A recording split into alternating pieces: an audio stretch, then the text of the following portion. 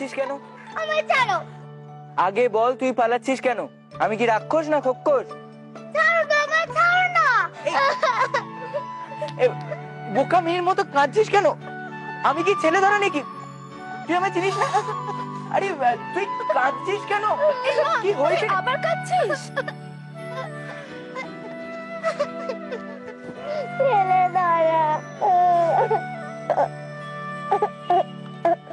এই আমি ছেলে ধরা? এই তুই সুনির্মল দাকে চিনিস না? এই ব্যাপারটা তো তখন থেকে ওকে বোঝানোর চেষ্টা করছি, কিন্তু ও তো বুঝতেই চাইছে না, ভ্যা ভ্যা করে কেঁদে চলেছে। এই শোন, তুই বাইরের দরজাটা খুলে রেখেছিস কেন? যে কেউ তো ঢুকে পড়তে পারে। জ্ঞান তোমার শিক্ষণে বাসন মাজতে আসবে, আমিও তো এখানেই ছিলাম। যাই হোক, তুই বাইরের দরজাটা খুলে রাখবি না, কেমন? তুমি উপরে যাও না। তুই বাইরের দরজাটা বন্ধ করে আয়। এই পারু, তোর পড়াশোনা কেমন চলছে? মেয়ে মানুষদের যেরকম চলে। অনেক পাকা পাকা কথা শিখেছিস না? আমি আসছি, তুমি উপরে যাও না। ও তো তোর লাল ফিতেটা নেবে বলেছে, ছেলে ধরা কি করে হলো?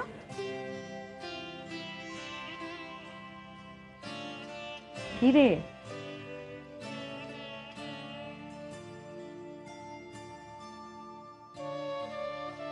রোজ কেন প্রণাম করিস? এমনি, সবাইকে তো করি না। মা, বকুলটা যে কীর্তি করছে না, কি করেছে রে? সেটা তুমি সুনির্মল দাকে জিজ্ঞেস কর। খুড়িমা, ও কিন্তু যে কোনো দিন আমায় পুলিশে ধরাবে। নিচে যা কান্না ঝুললো, আমি তো পালাবার পথ পেলেই পালিয়ে যেতাম। কেন রে? ও যে বললো ও ছেলে ধরা, ওর কাছে বড় বড় থলে আছে, ধরে নিয়ে যাবে।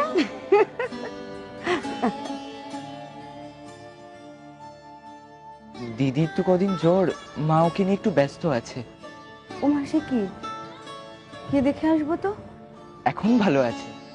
বিজয়া দিদির জ্বর, তাই কদিন স্কুলে যেতে দেখি না। বাবা, তুই দাঁড়িয়ে সব দেখিস নাকি? দেখি তো। তা নিজে কবে স্কুলে যাবি, নাকি কেবল অন্যের যাওয়া দেখেই চলবে?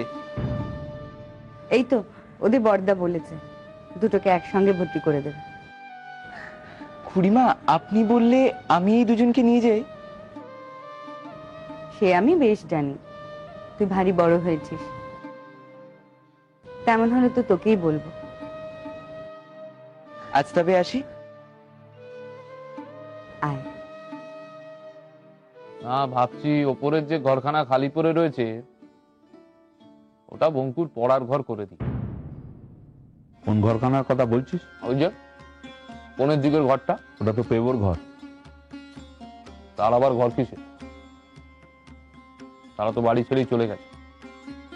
বাড়ি ছেড়ে চলে গেছে বলে সে কি আর এ বাড়ির ছেলে নেই? মা কি তাকে ত্যায্য পুত্র করেছে নাকি? মা কি করেছেন না করেছেন অত ভাবলে কি আর সংসার চলবে? তোর কি যায় আসে তা দিয়েও কিন্তু এ সংসার চলবে না পেভা। এ সংসারে মা যতদিন বেঁচে আছেন, মার কথাই এ সংসারের শেষ কথা। বেশ, তাহলে মার সঙ্গেই কথা বলবো। এই আদালতের রায়খানা কাকে শোনাচ্ছিস? সেই ঘরখানা তাদেরই থাকবে। তারা চলে গিয়েই থাকুক আর যাই করুক না কেন, তাদের অধিকারের ঘর তাদের থাকবে না এমনটা তো হতে পারে না। বঙ্কু যে ঘরখানায় আছে সেখানায় থাকতে যদি তার অসুবিধা হয়, তাহলে তাকে বলিস ওপরে ওই জামাইদের জন্য যে ঘরখানা আছে সেখানায় গিয়ে থাকতে। সে বাড়ির যখন ঘর ভাগাভাগি হচ্ছিল তখন তো ওই ঘরখানা দিলে বাড়ি ত্যাগ করবি বলে হুমকি দিচ্ছিলি। তাই ওই ঘরখানা মেজ বোর, ওই ঘরে থাকতে হলে আগে তার অনুমতি নিতে হবে। কি লেখাপড়া ছুটি হয়ে গেল? ঠিক আছে, থাক, আজ ছুটি।